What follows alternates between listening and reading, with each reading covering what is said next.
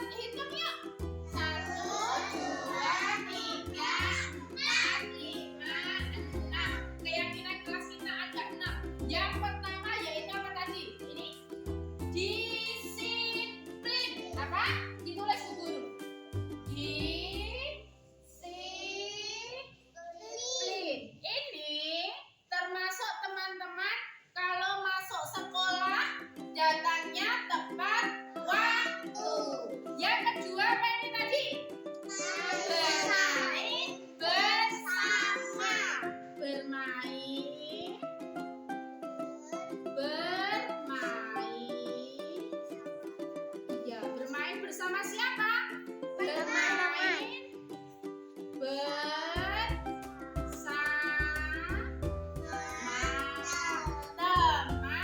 teman-teman. Yang ketiga ini tadi apa? Menjaga kebersihan. Iya, menjaga kebersihan kelas. Berarti teman-teman mau ya menjaga kebersihan kelas ya? Ini kelasnya diapakan ya teman-teman? Dibersihkan. Oh, biar rapi, betul. Biar bersih. Oh, ada guru. Oh, tidak. Biar kelasnya menjadi bersih. Yang keempat, ini apa tadi? Saling pinter. Kalau sama temennya saling menyayangi. Menyayangi.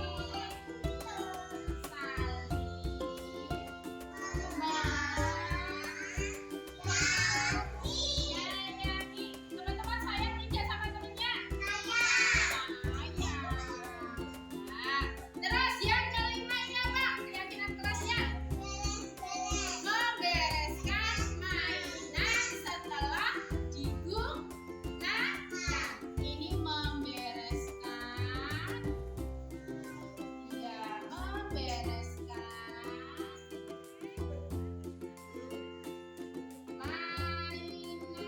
mainan.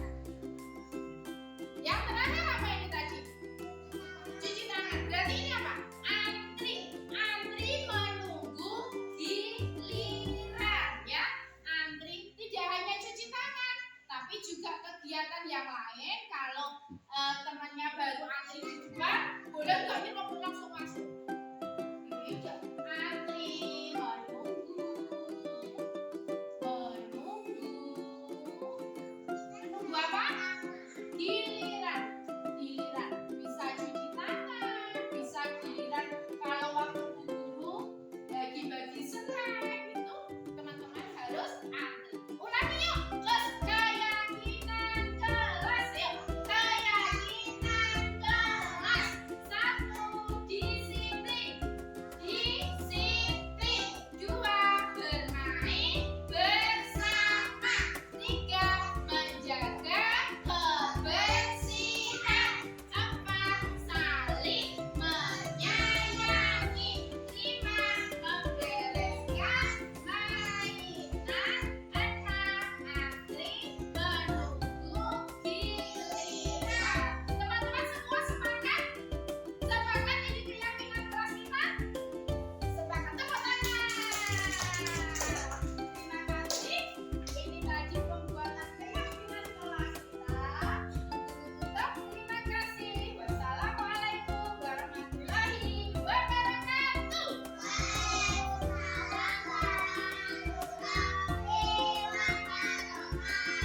Terima kasih Mas Dul.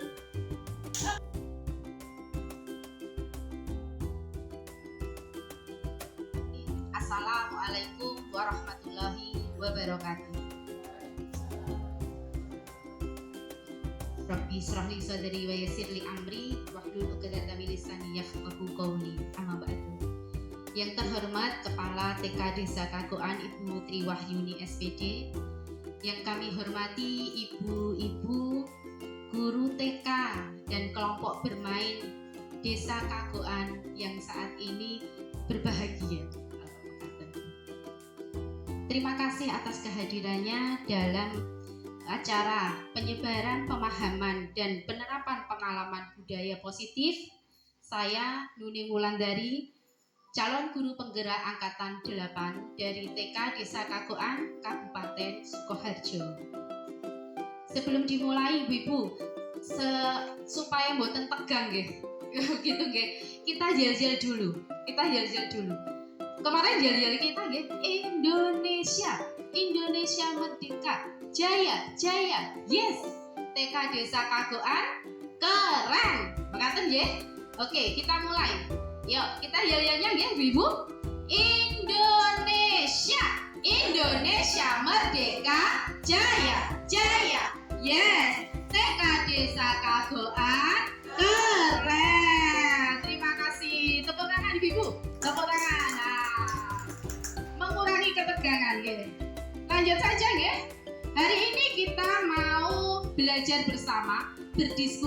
bersama, kolaborasi bersama dalam menyebarkan pemahaman dan penerapan pengalaman budaya positif. Begitu. Pernah dengar budaya positif, Bu? Ibu-ibu pernah dengar? Kalau ada kata budaya positif yang terbersit dalam benak kita, itu kira-kira apa, Bu? Budaya positif seperti apa, Bu Zakia? Coba pendapatnya Bu Zakia. Budaya positif contohnya seperti apa?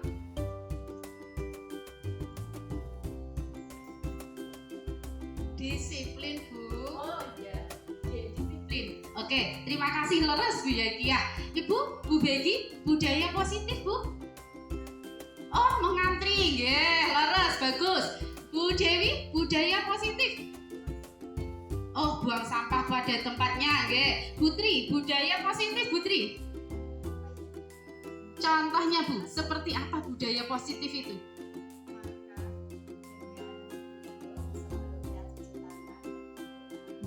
Komplit sekali. Makan dengan duduk, sebelumnya cuci tangan dan berdoa. Leres, semuanya benar, Bu. Budaya positif, ya.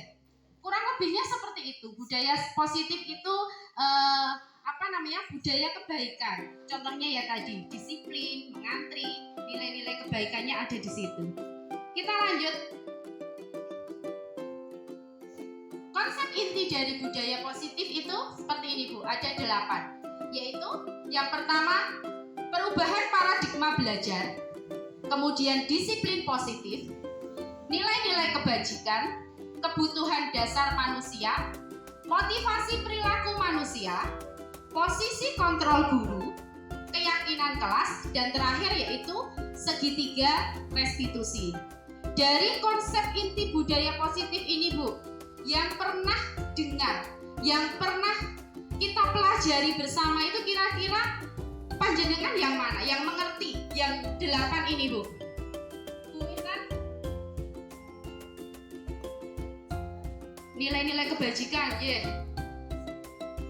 Oke, motivasi perilaku manusia, disiplin positif,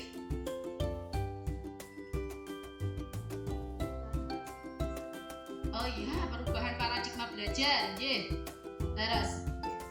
Kalau untuk yang terakhir, Bu, segitiga restitusi. Pernahkah kita mendengar tentang segitiga restitusi? Sudah belum, Bu? Bu Zakia, sudah belum? Bu Nani? Keyakinan di kelas, oke. Yang nantinya 8 ini nanti kita akan diskusikan bersama pada siang ini. Makatan Ibu, lanjut. Nah, yang pertama yaitu pembelajaran dengan paradigma baru. Kalau ada pembelajaran dengan paradigma baru, berarti dulu itu ada pembelajaran dengan paradigma lama. Pembelajaran dengan paradigma lama itu guru itu sebagai satu-satunya objek belajar, sebagai sumber belajar itu guru. Pembelajaran berpusat kepada guru. Nah, sekarang menurut filosofi pemikiran Ki Hajar Dewantara, yaitu pembelajaran dengan paradigma baru. Atau kurikulum merdeka, Bu. Kita sering dengar kurikulum merdeka, pembelajaran dengan paradigma baru. Berarti pembelajaran yang berpihak pada murid, pada siswanya ini, Bu. Nah, pembelajaran paradigma baru atau kurikulum merdeka merupakan pembelajaran yang berorientasi pada penguatan kompetensi dan pengembangan karakter yang sesuai dengan dimensi profil pelajar Pancasila.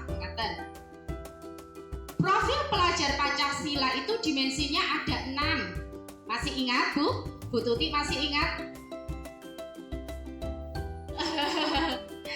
Lalu kita pelajari bersama-sama. Kurang kelihatan nggih, Bu? Ya.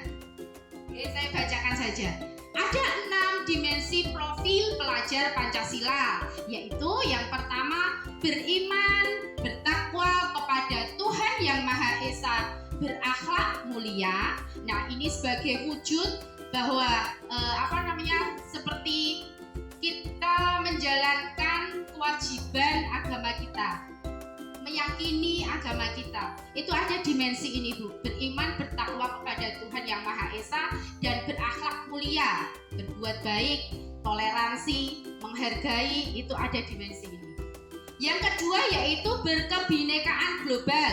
Berkebinekaan global ini tentang pemahaman kita tentang kebudayaan Bu, budaya Indonesia tentunya gitu. Yang ketiga yaitu mandiri. Sudah jelas ya kalau mandiri ya. Yang keempat bergotong royong. Bergotong royong itu tidak hanya melakukan pekerjaan bersama-sama, tetapi juga melakukan kolaborasi antara murid dengan murid ataupun murid dengan guru begitu. Kemudian yang dimensi yang kelima yaitu bernalar kritis. Bernalar kritis di sini anak atau kita guru itu juga bisa menyaring informasi Bu. Informasi yang masuk itu kita saring dulu, kita pilih, kita pilah agar tidak terjadi hoax ya, tidak terjadi hoax itu loh Bu. Nah, itu ada di dimensi bernalar kritis. Yang selanjutnya terakhir yaitu kreatif. Kreatif itu berinovasi, menciptakan hal yang baru, itu kreatif. Mengatakan. Selanjutnya, nah, terkait dengan tadi Bu, pembelajaran paradigma baru, itu terjadi miskonsepsi tentang teori kontrol. Menurut Dr. William Glasser dalam choice theory itu mengatakan bahwa ada 4 miskonsepsi atau ilusi dari teori kontrol. Yang pertama yaitu ilusi guru mengontrol murid. Sering tidak Bu, kita itu seakan-akan ya murid kita itu patuh, nurut dengan kita. Itu apakah benar? Apakah itu memang benar-benar murid itu patuh dengan kita, ataukah itu hanya ilusi dalam artian ketika kita tidak ada, murid kita itu jadi tidak patuh. Jadi patuh dengan kita itu hanya karena takut Bu, takut ketemu Bu Nuning.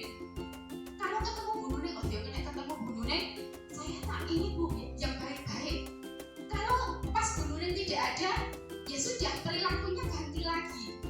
Itu ilusi ini Bu. Jadi ternyata belum tentu guru itu bisa mengontrol murid, itu belum tentu menurut Dr. William Glasser. Yang kedua, ilusi kritik dan membuat rasa bersalah dapat menguatkan karakter. Contohnya begini, pernah kita temui ketika murid kita melakukan kesalahan. Pernah tidak kita bilang begini, jangan begitu, Bu Guru capek loh, kamu gak kasihan toh sama Bu Guru. Bu Guru sudah sudah merapikan ini, kamu kok berantakin begini. Pernah tidak? Kalau saya pernah Bu, jujur. Kalau saya pernah. Tapi ternyata apakah dengan kata-kata seperti itu nanti akan menguatkan karakter anak? Oh iya, berarti saya tidak boleh memberantakin mainan ini. Berarti mainan ini harus rapi. Apakah begitu? Ataukah jangan-jangan anak bisa merapikan itu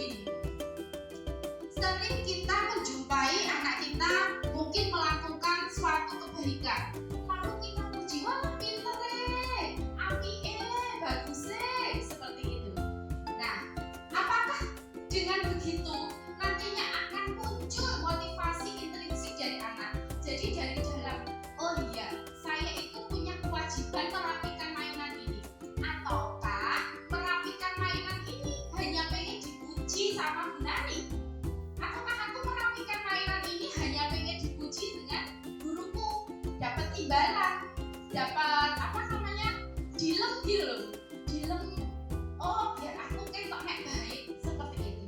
Itu tidak hanya terjadi dengan anak-anak, tetapi juga dengan guru. Dengan guru juga begitu Bu. Apakah dengan kita dilem, kita oh ya ini, oh apike bagusnya seperti itu, lalu akan muncul motivasi intrinsik? Ternyata belum tentu gitu. Terakhir, ilusi bahwa orang dewasa berhak memaksa. Kita sebagai guru sudah tentu kita orang dewasa Bu, dibandingkan dengan murid-murid kita yang masih anak kelompok bermain, anak TK usia 4, 5, 6 tahun. Tentulah kita lebih dewasa. Tetapi apakah dengan lebih dewasa itu kita bisa memaksa murid kita? Ayo Bu, bisa? Saya betul? Tidak bisa Bu, ternyata belum tentu bisa. Kalaupun anak mempunyai kebutuhan sendiri, ketika kita di depan kelas mengajar dan di situ ada anak-anak yang nyonsewu sedang asik dengan dunianya sendiri, menyalurkan energinya, energi kinestetiknya sedang disalurkan di situ.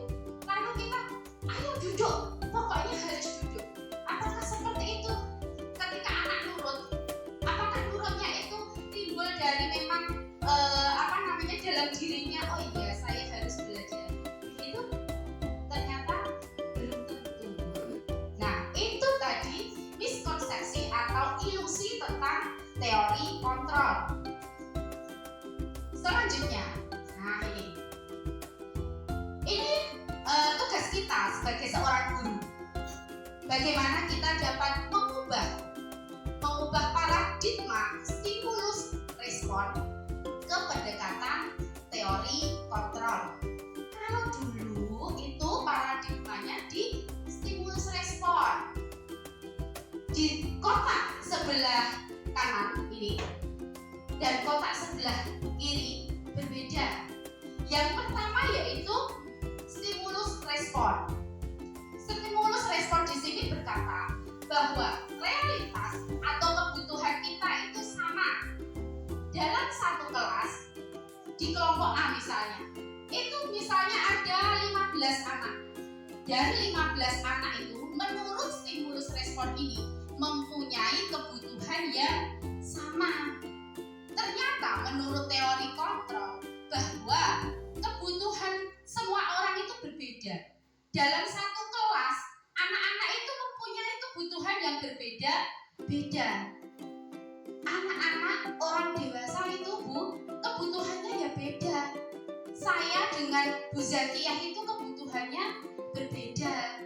Dalam satu kelas, guru harus menyadari bahwa setiap anak itu memiliki kebutuhan yang berbeda. Balik lagi ke ilusi tadi bahwa orang dewasa tidak bisa memaksa anak, begitu. Kemudian yang kedua, semua orang melihat hal yang sama, tetapi di teori kontrol bahwa setiap orang memiliki gambaran yang berbeda. Di sini contohnya ketika saya mengambil pensil, ini pensil. Menurut pandangan saya, pensil ini saya gunakan untuk menulis. Itu menurut pandangan saya. Tetapi menurut pandangan teman saya, pensil ini selain untuk menulis karena dia kreatif, gue ngorek-ngorek buku. Nah, karena dia mau mewarnai bukunya pakai pensil, buat mengarsir, buat membuat bangunan. Ternyata pandangannya itu berbeda Bu, antara murid yang satu dengan yang lainnya. Gambarannya belum tentu sama, belum tentu pensil itu hanya untuk menulis. Ternyata si anak yang satunya lagi menggunakan pensil itu digabung, disusun membuat suatu bentuk bangunan. Itu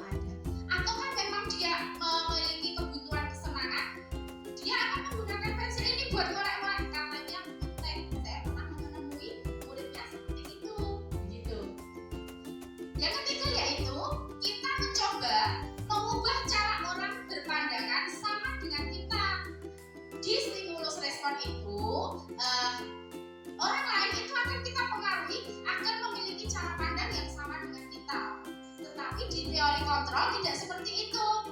Di teori kontrol kita berusaha memahami pandangan orang lain tentang dunia, karena dunia itu beraneka ragam. Dan menurut pandangan saya tertarik dengan pegunungan. Ternyata menurut pandangan Bupati lebih tertarik dengan laut. Nah, seperti itu. Kalau di stimulus respon harus sama, Bu. Harus sama dan kita mengalami gunung, laut. Ternyata kita harus memahami bahwa setiap orang memiliki pandangan yang berbeda.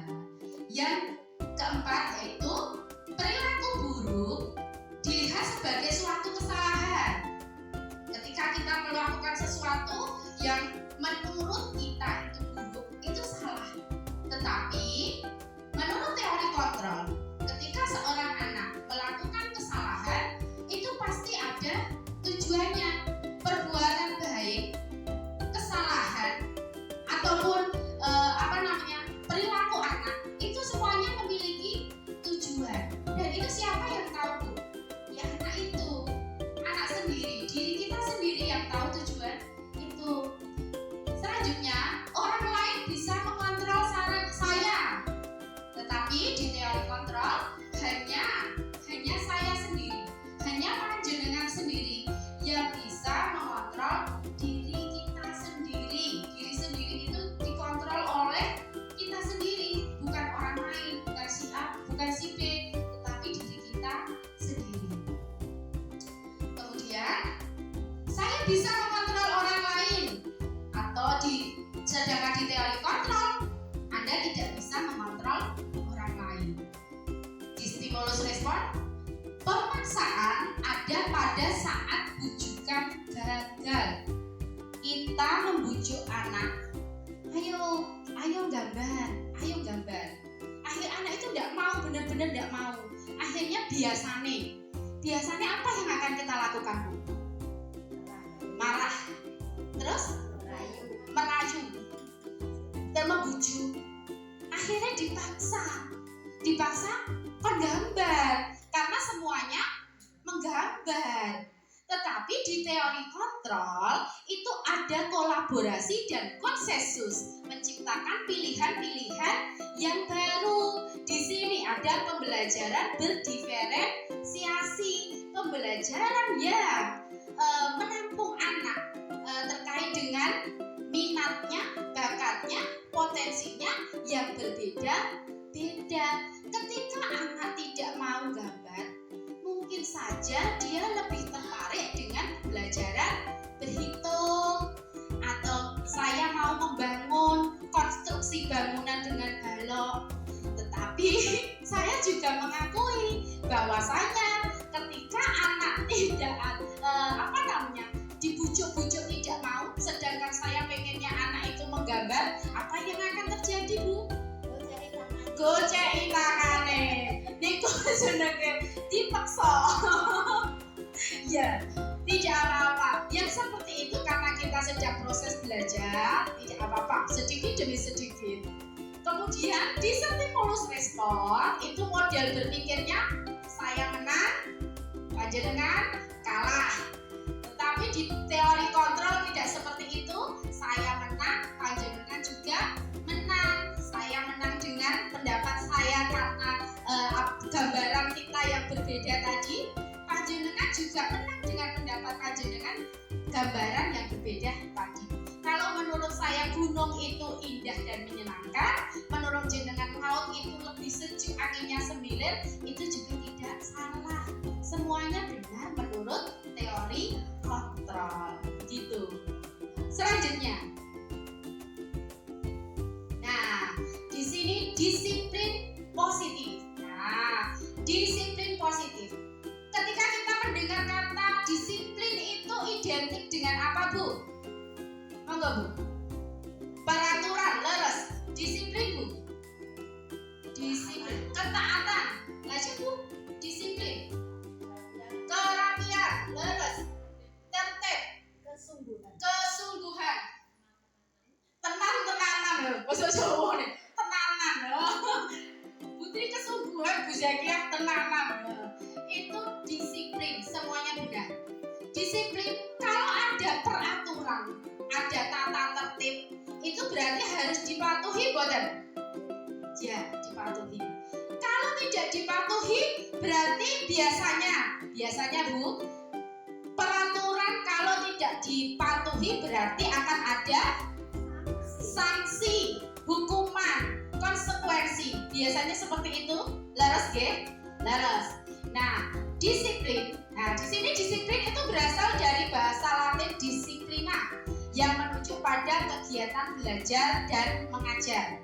Disiplin itu sendiri sebenarnya berasal dari diri kita sendiri, Bu. Disiplin itu berarti tertib, taat atau mengendalikan tingkah laku, penguasaan diri, kendali diri, latihan membentuk, meluruskan atau menyempurnakan sesuatu sesuai dengan sebagai kemampuan mental atau karakter moral. Jadi disiplin diri ini sebetulnya timbul dari disiplin positif ini timbul dari diri kita sendiri, sebetulnya begitu. Kemudian disiplin positif merupakan salah satu cara penerapan disiplin yang bertujuan untuk menumbuhkan kesadaran serta memberdayakan peserta didik untuk melakukan sesuatu tanpa imbalan, tanpa penghargaan, tanpa sogokan, tanpa ancaman maupun hukuman. Kalau ada hukuman, kalau melakukan sesuatu masih supaya mendapat imbalan, apakah itu disiplin, Bu? Belum. Ternyata belum, Bu. Disiplin diri itu kita melakukan sesuatu, ada motivasi dalam diri kita sendiri untuk melakukannya. Kita, Bu, membuang sampah di tempat sampah bukan karena agar dipuji orang, menjaga kebersihan, tetapi muncul dalam diri kita kalau melihat sampah berserakan, tidak bersih, dalam diri kita muncul bahwa menjaga lingkungan yang bersih itu lebih indah, dipandang mata lebih sejuk, lebih rapi daripada saya membuang sampahnya sembarangan atau di sungai, seperti itu contohnya. Nah, ini poin pentingnya di sini. Sebagai pendidik, tujuan kita adalah mewujudkan peserta didik yang memiliki disiplin diri, sehingga mereka akan berperilaku mengacu kepada nilai-nilai kebajikan universal dan memiliki motivasi intrinsik dalam perubahan perilaku ke arah yang lebih baik. Ternyata begitu. Di situ ada nilai-nilai kebajikan universal. Monggo, nilai-nilai kebajikan. Contohnya seperti apa, Bu Nani? Nilai-nilai kebajikan contohnya. Contoh nilai-nilai kebajikan, nilai baik itu loh, Bu. Contohnya?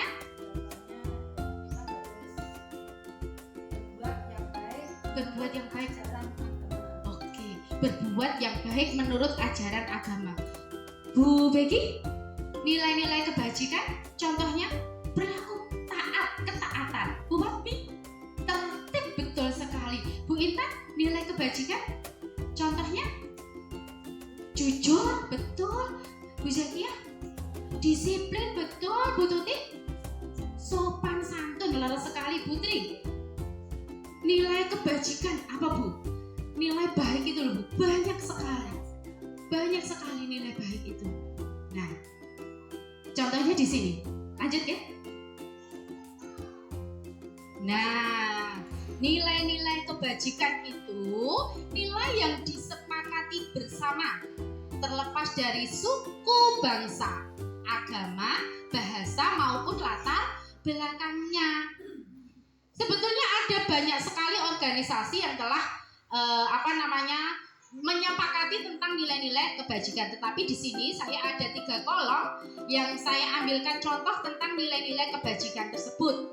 Yang pertama yaitu profil pelajar Pancasila. Balik lagi seperti tadi, ada 6 dimensinya. Beriman, bertakwa kepada Tuhan Yang Maha Esa, berakhlak mulia, berkebinekaan global, bernalar kritis, gotong royong, mandiri, dan kreatif.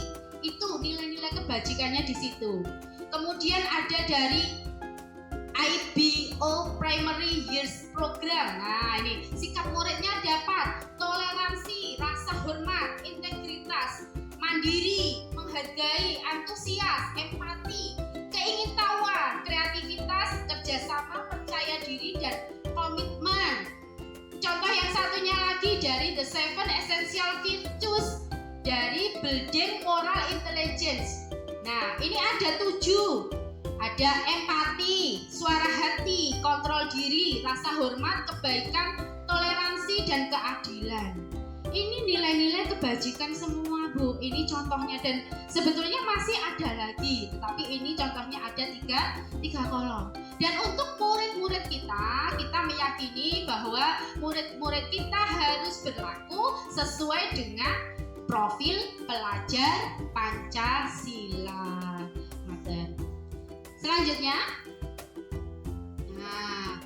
Selanjutnya kita beralih di kebutuhan dasar manusia. Kebutuhan dasar manusia itu segala sesuatu yang kita lakukan untuk mendapatkan apa yang kita inginkan. Seluruh tindakan yang kita lakukan memiliki tujuan tertentu, dan semua usaha terbaik yang kita lakukan dalam rangka agar kebutuhan dasar kita terpenuhi dengan baik. Kebutuhan yang paling dasar semua orang butuh itu kira-kira apa, Bu? Makan, betul. Terus minum, sehat, rumah, betul, Bu. Itu kebutuhan yang paling mendasar. Nih, ternyata ada 5, Bu. Kebutuhan dasar manusia itu ada 5. Yang paling mendasar itu kebutuhan untuk bertahan hidup. Makan, minum, sehat, rumah, itu untuk bertahan hidup. Pernah nggak, Bu, kita menjumpai murid kita begini? Suatu ketika istirahat, teman-temannya bawa bekal semua, sedangkan anak ini tidak membawa bekal. Akhirnya apa, Bu? Akhirnya aku minta makananmu. Kalau tidak dikasih, dia akan merebut. Makanannya direbut. Nah, seperti itu sebetulnya, Bu, kalau kita telaah lagi, ternyata anak itu sedang memenuhi kebutuhannya untuk bertahan hidup. Karena lapar, dia tidak membawa bekal makan. Begitu. Akhirnya apa? Dia minta temannya. Kalau temannya tidak mau berbagi, akhirnya terjadi rebutan. Kadang kita guru, jangan merebut. Tetapi bagaimana ketika anak ini dia tidak membawa bekal makanan, padahal dia sedang berusaha untuk memenuhi kebutuhannya untuk bertahan hidup. Begitu, itu yang pertama. Yang kedua, rasa kasih sayang dan rasa diterima. Rasa kasih sayang dan diterima. Rasa diterima, dipedulikan, berbagi, kerjasama, menjadi bagian dalam satu kelompok. Pernah mboten kita jumpai ketika kita ada kegiatan kelompok, anak-anak kita kegiatan mainnya kelompok. Ada satu anak yang tidak tiba-tiba menyendiri, dewean, karena mungkin ada teman akrab banget. Karena mungkin dia tidak bersama dengan teman akrabnya itu, kelompoknya lain, tetapi dia menyendiri. Ternyata apa, Bu? Ternyata dia sedang memenuhi kebutuhannya untuk diterima dalam kelompok tersebut. Begitu. Sering kita menjumpai anak itu menyendiri, dewean. Ternyata dia butuh ini, Bu, butuh rasa untuk diterima. Selanjutnya, kebebasan, mandiri, memiliki pilihan, mencoba hal baru, mampu mengendalikan arah dirinya. Ini jelas sekali bahwa murid-murid kita itu juga memiliki kebutuhan ini, kebutuhan untuk berekspresi, kebutuhan untuk memiliki pilihan, mencoba hal yang baru. Hanya saja seringkali kita Bu, terus terang saya juga seringkali karena kebutuhan saya sendiri, saya pengennya kamu begini, saya tidak pengen kamu begini. Murid itu harus nurut, harus ikut kegiatan ibu guru begini. Ternyata dia sedang mencoba hal baru, dia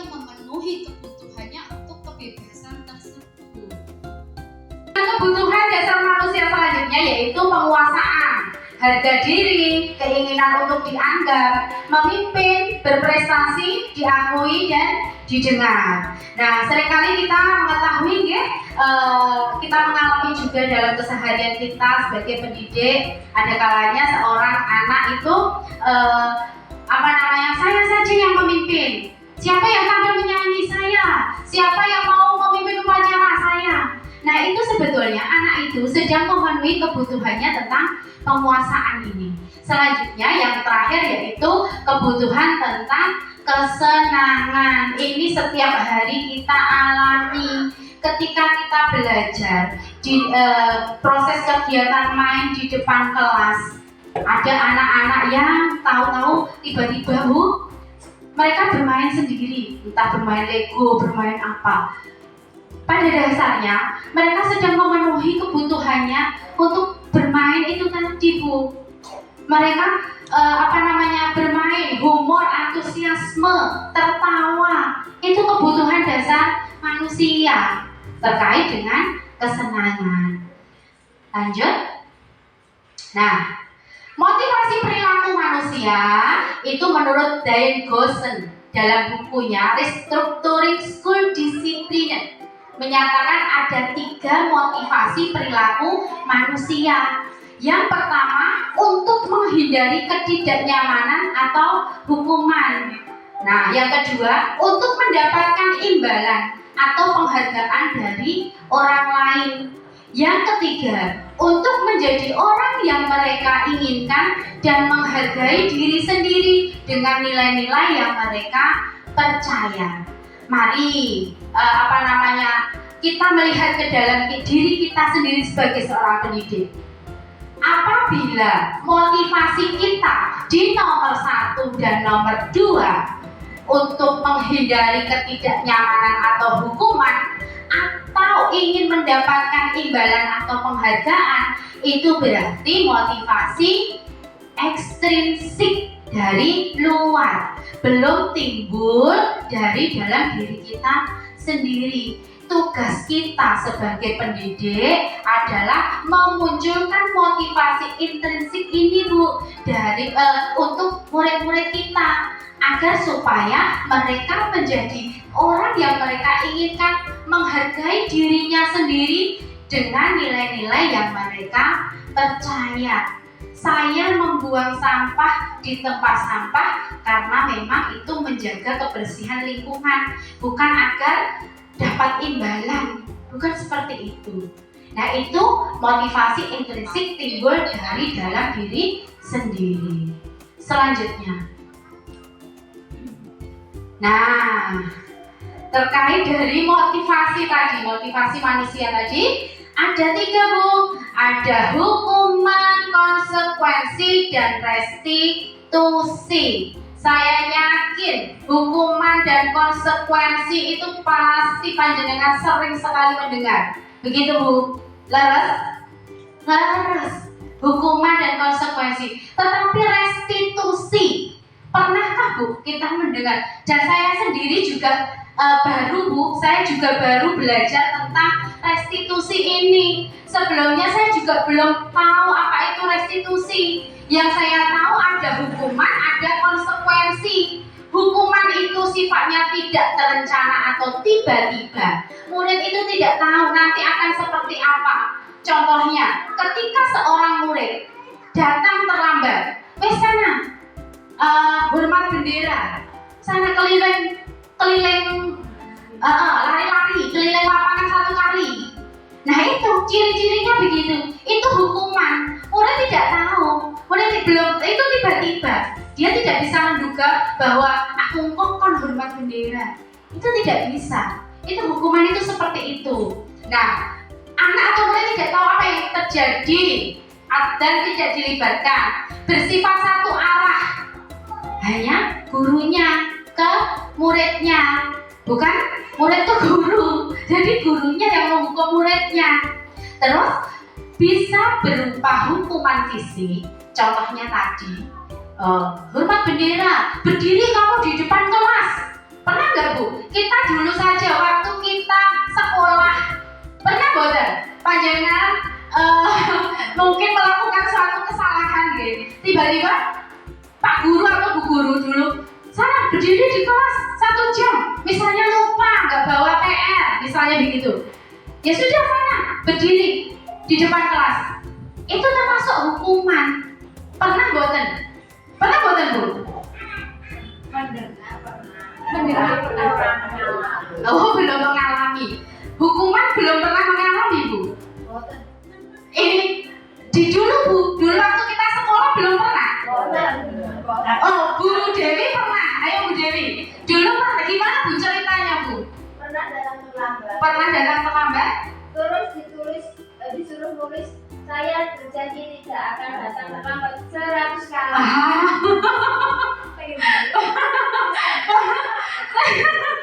Itu waktu SMP atau SMA? Oh SMA, begitu. Itu namanya hukuman. Nah, hukuman itu seperti itu. Bu Dewi tidak tahu bahwa nanti disuruh nulis sampai 100 kali. Iya, itu tiba-tiba tidak ada terencana, murid tidak tahu dan berjalannya satu arah berupa fisik maupun psikis. Psikis itu dengan kata-kata Bu, kata-kata yang menghukum anak seperti itu. Nah, itu nanti memorinya sampai Bu Dewi umur sekarang berapa tahun Bu? 30 berapa? 40 tahun ternyata masih ingat sampai tua dan itu membekas itu. Yang kedua konsekuensi. Konsekuensi ini terencana, sudah disepakati. Contohnya begini, kalau kamu hari Senin tidak memakai sepatu hitam, misalnya begitu, konsekuensinya apa? Konsekuensinya tidak bisa mengikuti upacara, misalnya begitu. Itu terencana, disepakati bersama.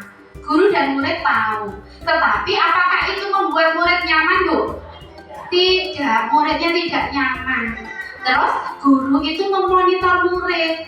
Guru itu selalu ngawasi murid. Ya itu ya, sepatunya orang ireng misalnya begitu. Itu ya, oh itu datanya begini, orang baris. Seperti itu. Ya kan begitu, senantiasa memonitor murid.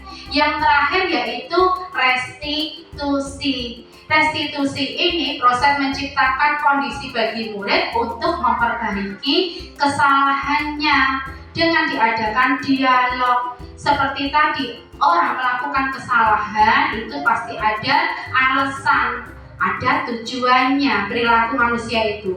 Terus proses kolaborasi yang mengajarkan murid untuk mencari solusi sendiri. Ketika kita mendapati seorang anak misalnya merobekkan baju temannya, misalnya seperti itu, delalah dolanan, tarik-tarikan, kantongannya suwek, misalnya seperti itu.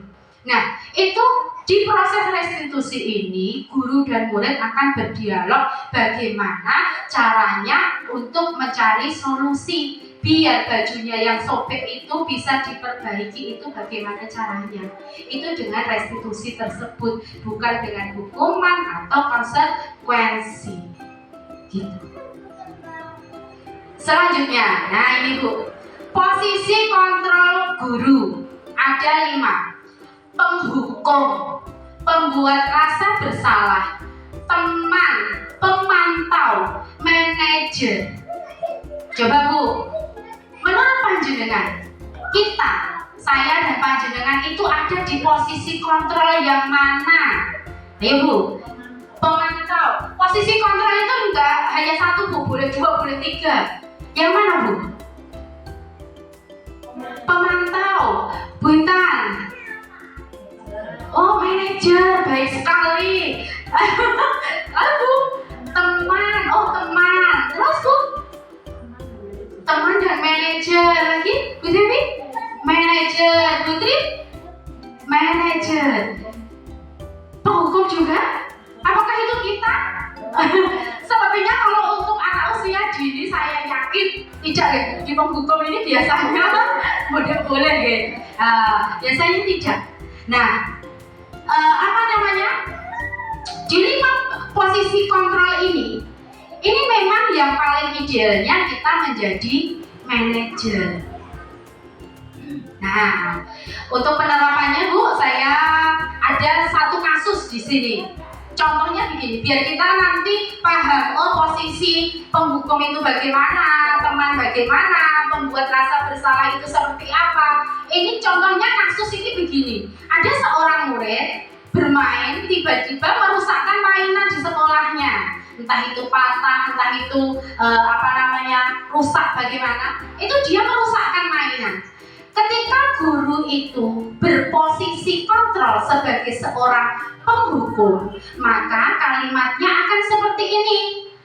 Kamu loh selalu saja berbuat salah, senengannya loh rusak deh ngono. Biasanya begitu. Sudah sana kamu berdiri di depan kelas sana, nggak usah mainan, kamu sana, keluar saja sana. Itu posisi kontrol penghukum. Saya yakin kita di sini bukan seperti itu, ibu-ibu kan? Tidak seperti itu. Yang kedua, membuat rasa bersalah. Ketika posisi kontrol guru sebagai pembuat rasa bersalah, itu kalimat yang muncul akan seperti ini. Ibu sangat kecewa sekali dengan kamu. Jadi anak-anak itu salah banget gitu loh Bu. Saya itu salah tenang, rusakin mainan ini saya salah. Begitu. Terus berapa kali bapak atau ibu harus memberitahu kamu ya? Gimana coba kalau orang tua kamu tahu kamu merusakkan mainan sekolah ini, misalnya begitu. Itu membuat rasa bersalah timbul dalam diri anak.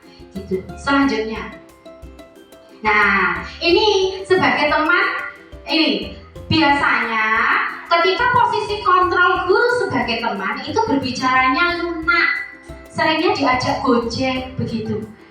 Ayo dong bantu ibu, Bu jangan merusakkan mainan lagi. Biasanya dengan nada rendah Bu. Kalau penghukum tadi nadanya sudah tinggi.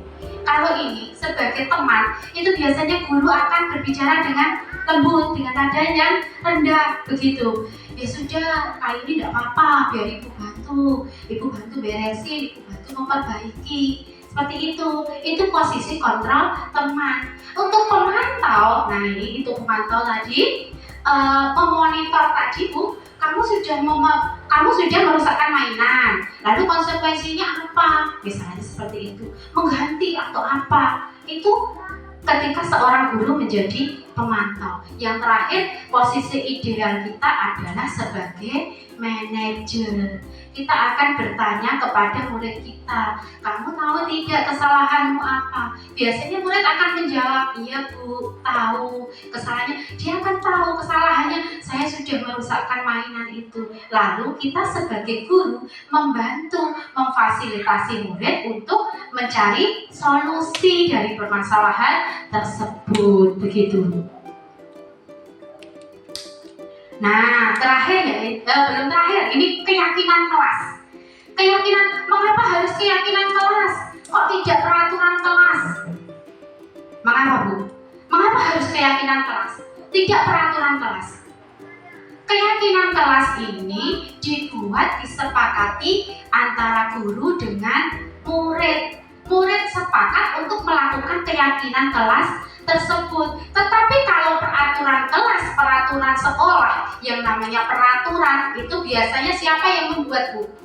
Gurunya, sekolahnya. Muridnya harus taat, harus patuh, begitu Bu.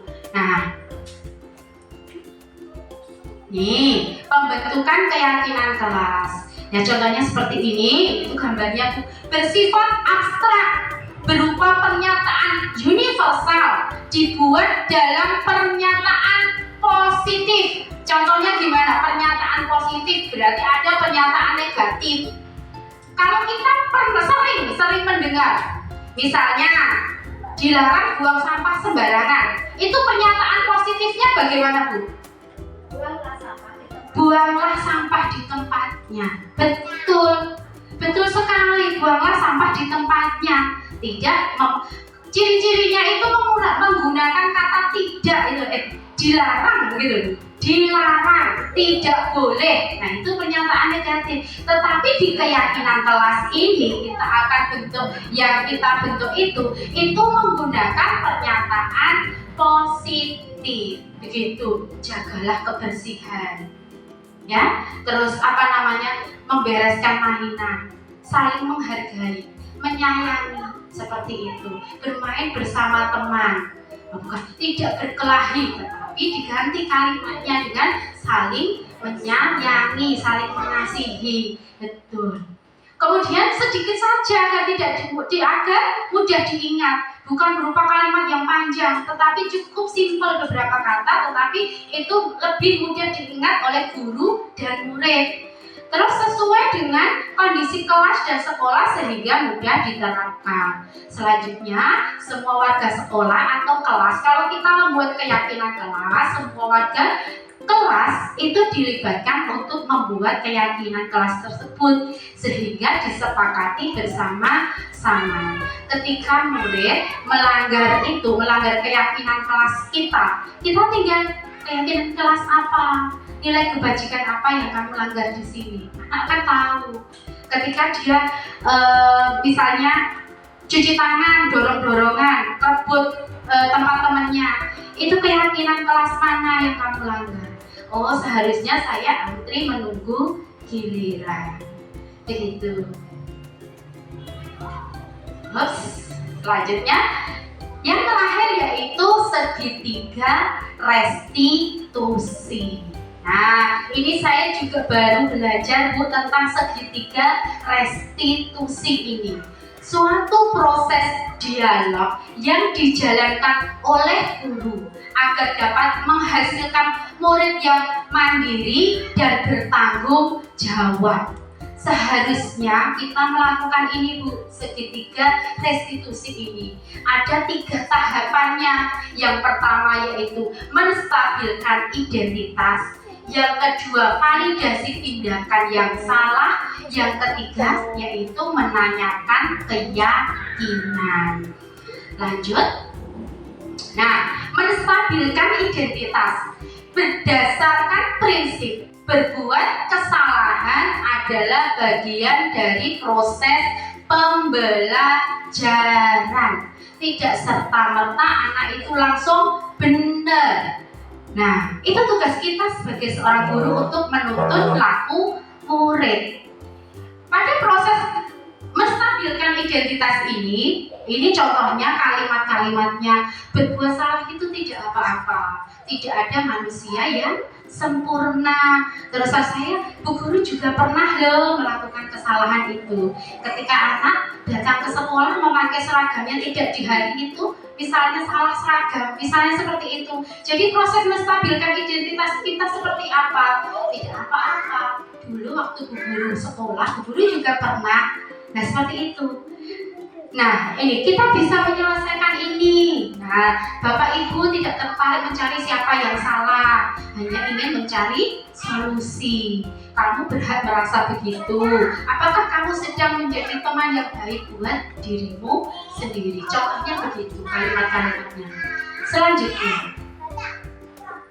Selanjutnya yaitu validasi tindakan yang salah. Berdasarkan prinsip setiap perilaku berusaha memenuhi kebutuhan tertentu. Balik lagi bahwa perilaku kita, guru, murid itu memiliki tujuan tertentu, tujuan sendiri-sendiri. Begitu. Nah, kata-katanya begini, padahal kamu bisa melakukan yang lebih buruk dari ini ya, tapi kamu melakukannya begini. Kamu pasti punya alasan kenapa kamu melakukan itu. Gitu. Ketika ada seorang murid datang terlambat, itu validasi tindakan yang salahnya begitu. Kamu pasti punya alasan. Dari proses menstabilkan identitas tadi, kamu tidak, ini datangnya terlambat. Apakah itu perbuatan benar atau salah? Pasti murid akan menjawab. Terus kemudian validasi tindakan yang salahnya, dia pasti akan menjawab. Ya tadi malam saya nonton TV kok Bu. Tadi malam begini. Dan tadi saya nggak cepet-cepet mandi, saya main dulu, biasanya begitu. Nah, itu validasi tindakan yang salahnya kita tanya, Kamu pasti punya alasan kenapa kamu tadi nggak cepet-cepet, kenapa kamu tadi malam nonton TV-nya larut malam. Lah seru kok Bu, misalnya asik kok Bu. Lah tadi sama ayahku sama ibuku, biasanya begitu itu. Itu validasi tindakan yang salah. Selanjutnya yaitu yang terakhir yaitu proses menanyakan keyakinan. Setelah menstabilkan identitas, kemudian validasi tindakan yang salah, yang terakhir yaitu menanyakan keyakinan. Balik ke keyakinan kelas kita tadi Bu, berdasarkan prinsip teori kontrol bahwa pada dasarnya kita termotivasi secara intrinsik. Nah, kita bisa tanya, apakah perbuatan kamu itu sesuai dengan keyakinan kelas kita? Dia akan menjawab. Dengan melihat keyakinan kelas tersebut, dia akan menjawab, oh tidak Bu, tidak sesuai dengan keyakinan kelas. Lalu bagaimana? Solusinya nanti seperti apa? Kita sebagai guru tugasnya di situ Bu, menuntun laku murid. Oh, ini saya melakukan proses penerapan segitiga restitusi, tetapi mohon maaf Bu, ini sebetulnya video Bu. Ini sebetulnya video tentang penerapan segitiga restitusi, tetapi tidak bisa diputar karena suaranya terlalu kecil, begitu. Nah, dalam contoh ini contohnya ketika Yuna berangkat sekolahnya tidak tepat waktu, terlambat, begitu. Nah, itu proses menstabilkan identitasnya. Ditanya, Mbak Yuna tahu tidak? Mbak Yuna di sini dipanggil Bu Guru itu ada apa? Oh, tidak tahu Bu Guru. Oh iya, Bu Guru lihat Mbak Yuna sudah 3 hari ini datang terlambat. Kira-kira Mbak Yuna, kenapa kok Mbak Yuna datangnya terlambat? Begitu kan?